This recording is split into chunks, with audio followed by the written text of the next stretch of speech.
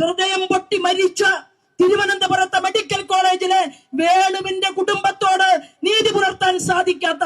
ഈ കേരളത്തിന്റെ മണ്ണില് ഹരിപ്പാടില് ഡയാലിസിസിന് പോയ മജീദിന്റെ കുടുംബത്തിനെ അനാഥമാക്കിക്കൊണ്ട് മജീദ് പിടഞ്ഞു വീണ് മരിച്ചിട്ടുണ്ടെങ്കിൽ,